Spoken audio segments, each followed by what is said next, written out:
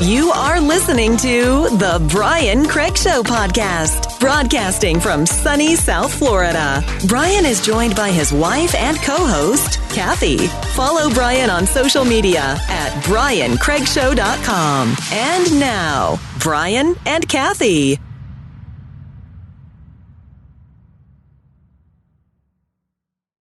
Welcome to the program, everyone. This is Brian Craig. Kathy is not back with me yet. She's still in recovery from her surgery, but she is doing better, and I hope she'll be with me by the next episode of the program. All right.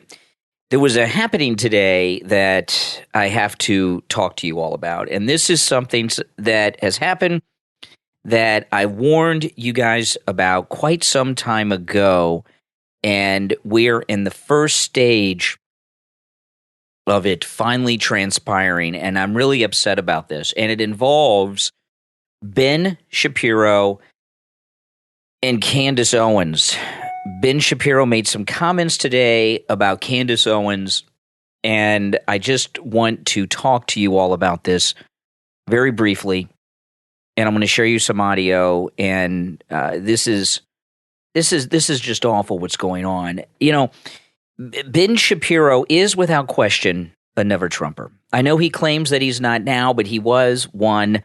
He even wrote an article when Trump was running for president the first time, and it was an article, and the title was "Why I Will Never Vote for Donald Trump." I mean, this guy is a never-Trumper, and I say quite often, never trust a never-Trumper, right? Never trust a never-Trumper. Now, there are some people who were high-profile never-Trumpers who pretend to like Trump now. There are some that were never-Trumpers that have gotten the approval of Donald Trump. There's two in particular, okay? Mark Levin was a strong never-Trumper. I know he denies that these days, but he was. Trump says he's okay now, and I see no reason to question that. I keep my eye on Mark Levin a little bit. But since he started that never-Trumper stuff, I really don't listen to his program anymore. I used to listen to Mark Levin's show regularly, and I haven't listened to it. I can't remember how long. Since he started that never-Trumper stuff, I was out. And that's one of the reasons I don't watch his show on Fox News Channel. And I know he does and says things that are spot on and right on, and he has Trump's approval now. But I have not forgotten that Mark Levin was a never-Trumper. But Trump gives him his approval, and he does promote the cause now. So that's fine. There's another one that was a never-Trumper that is now on board. We always got to keep our eye on them and support them, and his name is Marco Rubio. He is my senator. I will be voting for Marco Rubio on Tuesday, and he was a big never-Trumper, and he's come around, or at least lets us think that he has, but we need his seat in the Senate to get that Republican MAGA majority. So, and there are others, but those are just a couple of examples. But Ben Shapiro is a never-Trumper that I have not been a fan of. And I know a lot of it's controversial because he's a conservative guy and we don't like to fight amongst ourselves. But I just don't trust Ben Shapiro. And I was very upset when Ben Shapiro hired Candace Owens. And I understand, she's very high profile and she had just gotten married and had a baby, and she didn't want to go on the endless tour that she was on. So she took the job working for Ben Shapiro, and I'm sure it pays very well. But when that first happened, I talked about it on this program, and a lot of people were upset with me about it. And what I said to people was this. Ben Shapiro, this was my very, very strong opinion when it first was announced that Candace Owens was going to go and work for Ben Shapiro.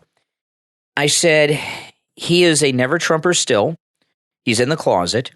And he has hired Candace Owens away, attracting her away with this great job offer and big money, perfect timing, just had the baby and all that. She doesn't want to be traveling around with the baby, newly married. And they're taking her out of her activism circulation. And if you think about it, Candace Owens has not been out and about and as influential as she was prior. She still is, and I know she gets high-profile moments. She had this big run with Kanye a few weeks ago. I'm not saying that she's totally out of circulation, but she is not as active as she was, and she's not as much of an influencer of the news cycle as she was. She had the Blexit tour. This was before COVID. Remember this? The Blexit tour, blacks leaving the Democrat Party. And she was coming to my community, and I had arranged, using my radio contacts, to meet Candace Owens with my daughter. I wanted my daughter to meet Candace Owens. And then COVID hit, and that was the end of that, and that event didn't happen. She is huge. Candace Owens is one of the top 5 most important MAGA people whose name is not Trump, all right? Yeah, I'm not including the Trump family. But out of the activists in the MAGA movement, I would put her in the top 5, maybe in the top 2. Because Candace Owens, she's very charismatic, and because she's African American, she was pulling a lot of young black people away from the Democrat Party to the Republican Party, and she was doing a lot of good work, but she was doing it for Trump. She was doing it for the MAGA movement. And, you know, I talked to you guys. I went to a Trump event, the Faith and Freedom Tour, which was a private event, and President Trump spoke, Don Jr., Sarah Huckabee, Candace Owens, and others. And it was a national tour, ticketed event, and it was amazing. And you could, for a price, you had to pay for this, but you could pay to take photographs with these people, right? Kim Guilfoyle, Don Jr., Candace Owens, everybody but President Trump, And when it came time to do that, and people lined up for their photographs that they had paid quite a bit of money for, the line to take a photograph with Candace Owens was longer than all of the other lines combined, including Don Jr.'s in that. It was absolutely amazing. And that really blew my mind. I mean, I knew she was popular. I didn't realize how popular until that event. That was just amazing. Amazing. And I thought that Ben Shapiro was working with the Never Trumpers to get her out of circulation because she was doing too much successful activism, bringing young people and young blacks, not just blacks, but young black people too, as well as non-black young people over to the MAGA movement. And then a few weeks back, she had her first really major international publicity event in quite some time, okay? And what that was this White Lives Matter event that she did with Kanye when they went to Paris Fashion Week. And everyone was talking about Candace Owens and Kanye West in this White Lives Matter event. And then they come back to America. Kanye does these interviews and made these comments that Candace Owens defended. And Ben Shapiro didn't comment on that for quite some time. And now he has. I'm going to take a quick break. And when we get back, I'm going to share with you Ben Shapiro's statements that just have come out just a short time ago about Candace Owens and her defense of Kanye West. Don't go anywhere. I'm Brian Craig. You're listening to the Brian Craig Show podcast. We'll take that quick break and be right back. Millions of kids ride the bus to and from school every day. When your child is new to bus riding, there are safety rules they need to know to make their journey enjoyable. The book from author Millie D'Onofrio, The Bus Ride to School, available on Amazon, tells children how much fun a school bus ride can be if you listen and follow the safety rules of the bus driver. The Bus Ride to School is filled with great illustrations, as well as a cute melodic tone to it. It's educational and fun, perfect for your children, grandchildren, and teachers for classroom reading. The Bus Ride to School, from author Millie D'Onofrio. Order your copy right now on Amazon. You are listening to the Brian Craig Show podcast, broadcasting from sunny South Florida. Brian is joined by his wife and co-host, Kathy. Follow Brian on social media at briancraigshow.com. And now, Brian and Kathy. Welcome back, everyone. I'm Brian Craig. Kathy, sadly, not with me. So this is the audio. So Ben Shapiro was talking to a group of college kids, as he often does, and they asked him about Kanye and Candace Owens, and he went on at length, and then he said this about Candace Owens. Listen. My friend Candace Owens is friends with Kanye. She initially gave a response. Candace is great, but she initially gave a response that I thought was pretty wrong, both morally and sort of logically.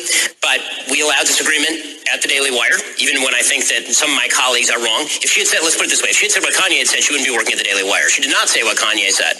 Instead, she defended her friend initially in a way that I didn't like, but that is not a fireable offense, nor do I even have the power of firing at the Daily Wire, which is why Michael Moll still works there. Okay. Yeah, he doesn't have the power to fire. Yeah. He has no influence at the Daily Wire, which he founded and has his name all over it. It's Ben Shapiro's Daily Wire, and that's fine. See, this is the beginning of something. You know, when you're in a position like Candace Owens, you need to be independent. You want to be independent. You're not beholden to anyone. You're an activist, you're influential, you're charismatic, and you're a leader in the MAGA movement.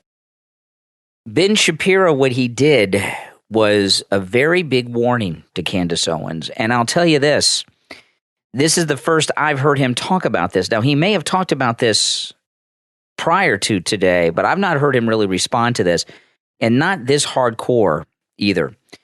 And I believe he will get rid of her at the Daily Wire. Not today, not tomorrow maybe, but this is the beginning of that. And when they do that, she will be seriously weakened, and he'll make sure of that. They're looking to do to her what's been going on with Kanye. Kanye has been canceled, all right? Kanye has been canceled. He's lost all these business deals, the endorsements. You know what's going on with Kanye. They're even trying to get platforms to stop carrying Kanye's music. This is what's going to happen to Candace Owens if they have their way. I don't think they're going to be successful with this, because I think that Candace Owens is so popular, so loved, that it would be difficult for them to do this. But this is the beginning of that. And these never-Trumpers, they do not want Candace Owens out there promoting Trump in 2024. By the time 2024 comes around, their plan is to not have her in circulation, because Donald Trump is going to be the nominee.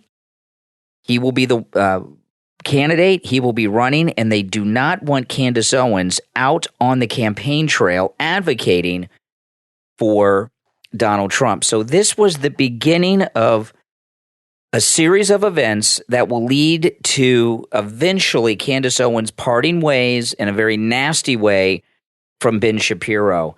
And that's going to be a sad day, I'm here to tell you. I hope it doesn't happen, but I think that it will. And I'd very much like to hear your thoughts. Let me know in the comments what you think about that. Now, I just want to touch on one more topic. And I know this is a short podcast episode, but I really wanted to talk about the Ben Shapiro, Candace Owens event. I wanted to share with you my thoughts, why he hired her, what's happening. This is the moment they've been waiting for. They've been waiting for a moment where they can tarnish the reputation of Candace Owens, and they're going to try to do that. And I would like to hear your thoughts. I hope I'm just being paranoid. If you think I'm just being paranoid, let me know in the comments as well, not just if you agree with me. I want to be wrong on this, because I think Candace Owens is that important. There's one more topic I wanted to talk about, and then I'll say goodbye, and then hopefully Kathy will be back with me tomorrow. She saw her doctor today. She is doing better. She's had a pretty rough recovery from her surgery. They prescribed some new medications, did some new tests today, and found out some things. So she is doing better. But she's not completely 100%, and she still needs her rest. And I, of course, want her to rest. I don't want to get her too involved in the news right now, but I think she'll be back in the next episode or two. I'm hoping. Okay. One last thing I wanted to talk about was this Homeland Security collusion with Facebook and Twitter that came out this week. I'll just read this headline. Biden's Homeland Security colludes with Facebook to target disinformation and control online discourse on a variety of topics with Facebook. Okay. Now, some of you have been following me for quite some time on different platforms that I've been on, not just on the radio, but different online platforms. I guess it's been 5 or 6 years now since I was on the Liberty Eagle Facebook group. And the Liberty Eagle Facebook group was not my Facebook group. It was a very large Facebook group of conservatives and a lot of Trump people there. And during the first campaign of Donald Trump's, before his first term, even during the primary phase, the Liberty Eagle was a Facebook group, very conservative Facebook group. They contacted me and asked me if I would like to live stream the radio show on the Liberty Eagle Facebook group on top of the other platform I was streaming on the time, which was Periscope. And the Liberty Eagle Facebook group was huge. The amount of people that watched me on the Liberty Eagle Facebook group on a daily basis was larger than on some of the primetime cable news shows. I'm not kidding. And those of you who know me from the Liberty Eagle, you can remember that. And in fact, I remember the week of the election, in President Trump's first election, right? There was one morning we had over 6 million people watching on the Facebook Live Liberty Eagle feed. Over 6 million. We were having 2 million, 4 million, 5 million a day watching live, by the way, at the same time. And we broke 6 million. It was about 6.5 million was the largest number we had. It was insanely huge. And then the group just went dark on all of us and got shut down. And now we know why. Homeland Security and their collusion with Facebook. And that's where that Liberty Eagle Facebook group went. Now, it still may be in existence, but the people that were connected to it don't stream on it anymore. And it was targeted and shut down. And, that it wasn't my group. Like I said, there were some other people behind it, some good people who started that group. It was a large group.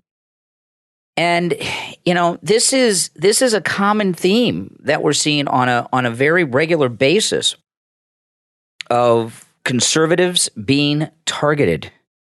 And this is something that the left, they just don't understand and they don't get. They don't understand it and they don't get it, and they will never understand and they will never get it. They have lost touch with the pulse of the American people on all the issues. Everyone is expecting the blue flush and the red tsunami next week in the midterm elections. Everyone, even the liberals are talking about it. Gavin Newsom's openly talked about it, right? The governor of California. So it's a given that is going to happen. And when the Democrats are out there telling you it's going to happen, believe me, it's going to happen. They don't want to go out and say something like that that's not true and depress their vote when they have a chance. So they even know that this is going to happen. The Democrat Party have lost complete touch with the pulse of the American people. There's a couple of big issues. One they're running on right now without success. That's the overturning of Roe v. Wade. They're running on abortion. And I'm not going to talk too much about that because we've talked about it so much when Roe v. Wade was overturned. But the overturning of Roe v. Wade is something that I never imagined would have happened. It was something that we talked about, and I thought it was just never would happen. And it happened because of Donald Trump, right? That's right. He appointed very good people to the Supreme Court. And that was a big one.